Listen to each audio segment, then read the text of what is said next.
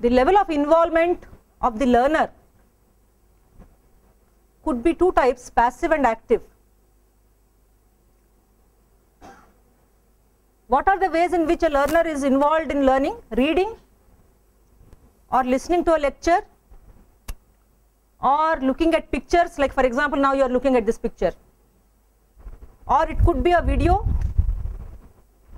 or it could be an exhibit. Exhibit means, for example, in lot of times you have models, working models being displayed, okay, or a teacher could be actually demonstrating something. That means everybody doesn't have the equipment, but the teacher is having the equipment and demonstrating an experiment or something like that. Or it could be you actually go to an industry or a location wherever and see it. It's not a demonstration in class, but you are actually seeing whatever is happening on the location. But in all these cases, the involvement of the learner is passive, but still you have increasing levels of retention. That is, if you just read, it's only 10%. If you also hear, then it could be 20%, of course assuming you are paying attention to it. 30% of what you see, 50% of things where you are seeing something real, or a model, or a simulation, or a demonstration, and so on, okay.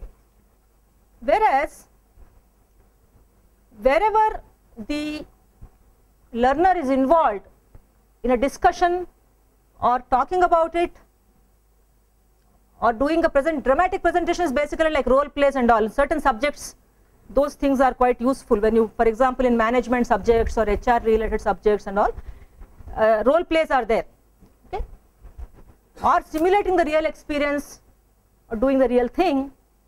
And as you see here, again 70% of what we say we can remember, and when we say and do, remember 90%. If you can't believe what I'm saying, all of you here have been teachers, right? Now tell me, in your class, who is the person who learns the most? And why? Because the teacher does all those things, especially the one where he is participating in a discussion or he is talking. And if the teacher is really serious about the teaching, probably he also does these things.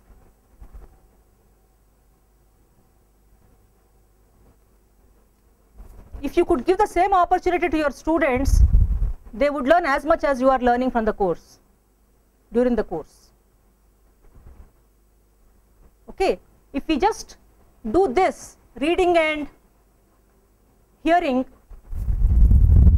In fact, yesterday I had an interesting session at one place where for some time I was talking and then I was showing videos, then we were doing some activities. At the end of it, I just asked them to write an informal feedback on a chit and give it to me. All of them said,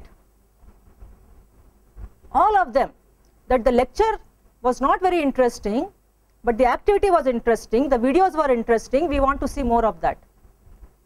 Now when you are listening, when you are in a class, that is what you want to see. But what do we do when we are teachers in the class? Right? So let's just see a small video of what it is to say learning by doing.